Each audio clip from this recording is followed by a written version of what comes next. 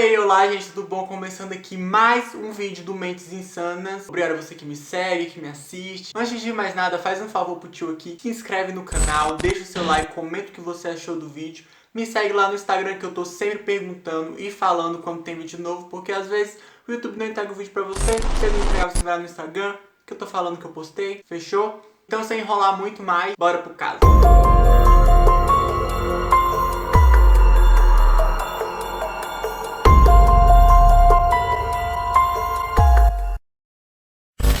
Então o caso que eu escolhi pra hoje é um caso que me deixou muito revoltado. E mais pra frente vocês vão entender o porquê. Então no dia 26 de agosto de 1989, uma ciclista estava andando pelo Central Park, mais precisamente atrás do Metropolitan Museum of Art. E ela andando lá de bicicleta, ela acabou se deparando com o corpo de uma jovem que estava deitado sob a grama. Então ela ficou muito assustada, ela não estava esperando por aquilo, então ela corre pro telefone mais próximo e chama a polícia. Então, rapidamente, aquele lugar se transforma numa cena de crime. A polícia chega lá, a polícia vai até o corpo da garota e o corpo dela tá com várias mordidas, arranhões. Ela também tinha sinais de estrangulamento e ela também tá bastante inchada. As pernas dela estavam abertas e o corpo dela tava seminu. A saia dela tava levantada até a altura da barriga e a blusa e o sutiã dela levantados até o pescoço. Os pertences dela estavam todos espalhados perto do corpo, então a identificação dela foi muito fácil porque foi encontrada a carteira dela com a sua documentação. O nome dela era Jennifer Levin, ela tinha 18 anos, ela tinha crescido em Port Washington, em Long Island. Ela era filha de Steve e Ellen Levin, mas eles se divorciaram quando a Jennifer tinha 5 anos. Antes da Jennifer entrar para o ensino médio, ela se mudou com o pai para o apartamento no sul, porque ela queria fazer o ensino médio em Manhattan. Então os pais da Jennifer resolvem mandar ela para uma escola elitizada chamada Baldwin School. A Jennifer se encaixou na escola muito fácil, ela era muito engraçada, ela era descrita pelas pessoas como uma pessoa alegre,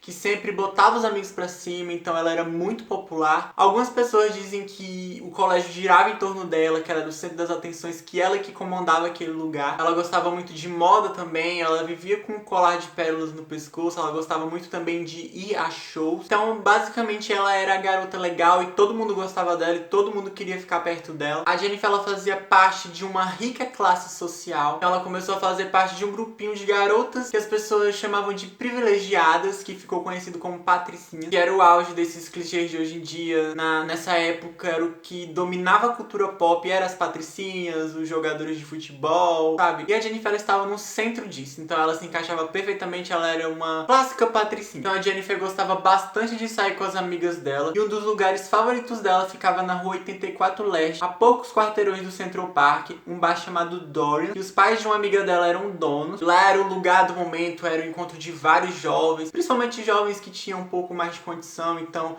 ali era um lugar sensação, todos eles iam pra lá. Então foi numa dessas noites que a Jennifer conheceu um rapaz que acabou chamando a sua atenção. Ela tava ali de boa com as amigas dela quando ela bateu o olho nesse cara, então ela ficou assim completamente encantada. O nome desse rapaz era Robert Champs, ele era considerado pelas pessoas um cara muito bonito e atraente, ele era muito simpático e educado, se vestia muito bem, ele era bem alto e tinha cerca de 1,90 de altura, isso chamava a atenção de muitas garotas, ele tinha as garotas aos seus pés, mas naquela noite o máximo que aconteceu foram esses olhares da Jennifer pra ele. Eu acho que ele nem viu ela, porque eles só se falariam depois disso, depois de um ano depois, então só foi uma coisa ali da noite, mas desde esse dia a Jennifer sentiu interesse no Robert. Então em junho de 1986, mais uma vez a Jennifer vai ao Dorian com a amiga dela, e lá ela reencontra o Robert depois de um ano. Então essa amiga da Jennifer conhecia o Robert, e ela vai até onde a roda que ele tá de amigos, cumprimenta ele, e ele bate o olho na Jennifer e pergunta pra ela, quem é essa? Ele disse que achou a Jennifer muito bonita, que ela é a garota mais linda que ele já viu. Então essa amiga volta pra onde a Jennifer tá e fala tudo isso que o Robert falou pra Jennifer. Ela fica super empolgada e vai até ele. Então eles começam a conversar, eles começam a descobrir várias coisas em comum. Eles dois vinham de escolas particulares, eles frequentavam os mesmos lugares praticamente, esses lugares da galera rica. Eles não estudavam na mesma escola, mas eles tinham vários amigos em comum. Então depois dessa vez que eles conversaram, eles começaram a sair várias outras vezes, eles viviam juntos. juntos, que as pessoas gostavam de chamar de um amor de verão. Eles não eram exatamente namorados, mas também não estavam sozinhos, então era uma coisa, um lance,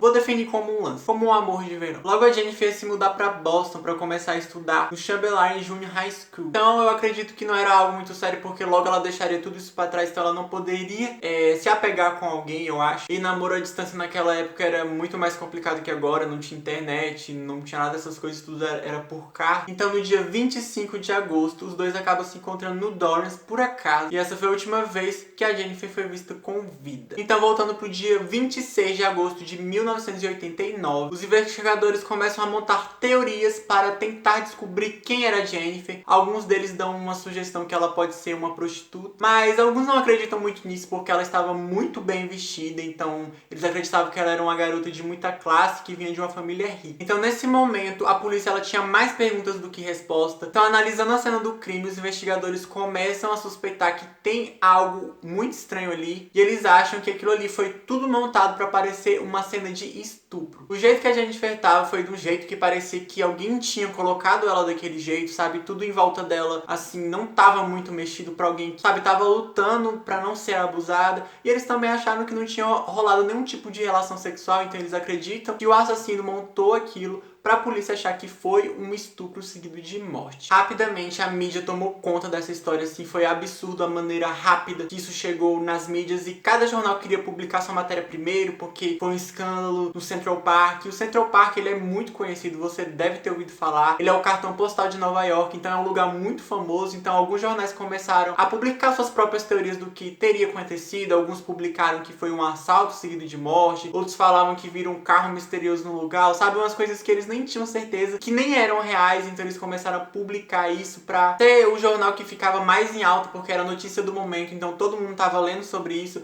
todo mundo tava assistindo sobre isso e comprando jornais sobre isso. Então assim, quanto mais dinheiro, né, melhor pra eles. Então a polícia, descobrindo a identidade da Jennifer, começa a investigar algumas pessoas, alguns amigos dela, e alguns amigos dela que estavam no Dorrance aquela noite dizem que viram ela saindo com o Robert na última noite de vida dela. É claro que ele foi chamado para depor e colocado como principal suspeito. E a polícia de cara logo quase tinha certeza que era ele, primeiro porque ele foi a última pessoa que foi vista com ela, e segundo porque ele chegou repleto de arranhões no rosto e no pescoço, como se ele tivesse brigado com alguém. É claro que ele foi questionado sobre isso, mas ele disse que tinha sido um gato que tinha arranhado o rosto dele. Então a polícia começa a investigar para tentar descobrir quem era Robert Shams, e eles descobrem que ele era um ex-coroinha que tinha ganhado uma bolsa de estudos para uma das melhores escolas preparatórias de Nova York. Mas diferente do que todos pensavam, o Robert não tinha dinheiro nenhum, que deixava ele meio constrangido, porque geralmente quem frequentava a sua escola eram pessoas ricas e filho de gente muito bem sucedida. Então Robert fazia o possível para se encaixar com a melhor aparência. A mãe dele trabalhava como enfermeira para cobrir os gastos absurdamente caros do Robert, para que ele pudesse manter essa vida de luxo falsa que ele tinha. Além disso, ele usava muita droga e já tinha cometido alguns delitos. Ele foi até expulso da Universidade de Boston por ter roubado um cartão de crédito. Então, na verdade, o Robert não era essa pessoa que todo mundo pensava. Ele fazia isso para se encaixar, porque, na verdade, a família dele não tinha muito dinheiro, mas ele aparentava ser muito bem, sabe, rico. Ele mentia para as pessoas dizendo que a família dele tinha muitos bens, que ele tinha muito dinheiro. Então o depoimento dele foi meio confuso, foram várias horas de depoimento e ele sempre estava mudando alguma coisa, então não batiam o que ele falava, ele tentava se justificar de todo jeito. Então com a pressão dos investigadores e ele estava meio que se enrolando na própria história dele, ele não teve outra opção a não ser confessar. Então ele confessou que ele matou a Jennifer meio que sem querer. Ele disse que ela meio que tentou abusar dele, de um cara que tinha 1,90 de altura. Então ele disse que ela amarrou os punhos dele com a própria calcinha dela e tava tentando forçar ele a ter relações violentas. Ele também disse que ela apertou as partes íntimas dele com muita força, que fez que ele desse um empurrão nela, que ela caísse e quebrasse o pescoço. Que já é de se duvidar, porque ela foi encontrada estrangulada e não com o pescoço quebrado. Mas foi o que ele falou. Um dos investigadores do caso até zombou dessa história dele, dizendo que ele teria sido o primeiro cara que foi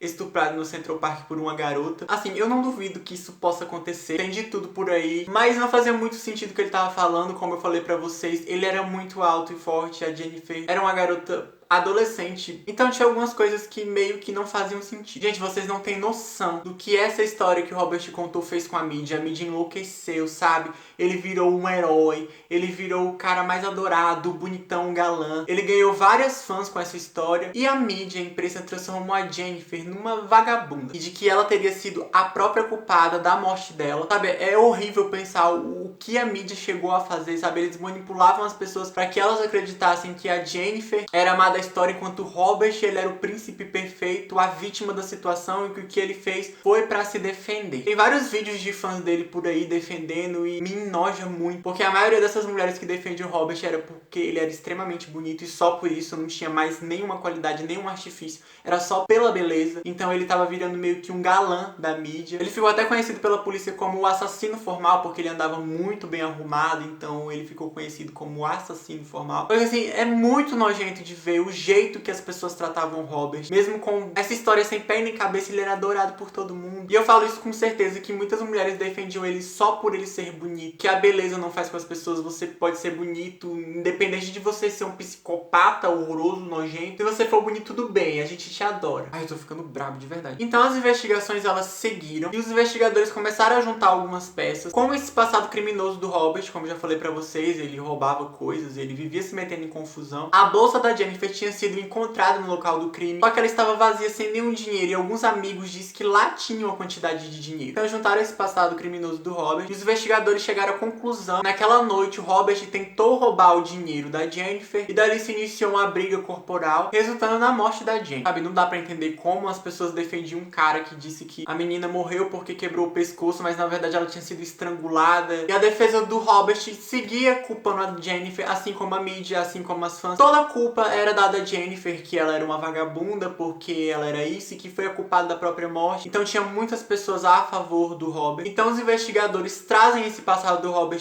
à tona, esse passado criminoso e com drogas. E o Robert fica com muito medo e resolve fazer um acordo com o júri, em que ele confessaria o crime e pegaria de 5 a 15 anos de prisão. E foi o que aconteceu, ele foi sentenciado. Só que alguns anos depois disso, um vídeo dele foi vazado, onde ele estava num quarto com algumas garotas, e lá ele segurava uma boneca Barbie, e ele fazia tudo com essa boneca que ele fez com a Jennifer. Todo mundo rindo, e aquelas garotas rindo da Jennifer, e todas adorando o Robert, sabe? Eu nunca vou entender o que passa na cabeça das pessoas, principalmente dessas. Então depois que esse vídeo foi vazado, todo mundo se voltou contra o Robert. Só que aí já era tarde demais, porque ele já tinha feito um acordo, e eu não sei se vocês sabem, quando um acordo é feito, não tem mais jeito. A justiça é bem firme com as suas palavras. Então ele meio que se safou, né, dessa história. Então ele foi liberado em 2003, mas algum tempo depois ele foi preso de novo por porte de drogas. Ele foi sentenciado em agosto de 2005 a 90 dias de prisão e multado em $200. Em 2007 ele foi preso por tráfico com a namorada dele na época, e em 2009 ele foi ao julgamento e foi condenado a 19 anos de prisão. Ou seja, ele ficou mais tempo na prisão por tráfico do que por ter tirado a vida de uma garota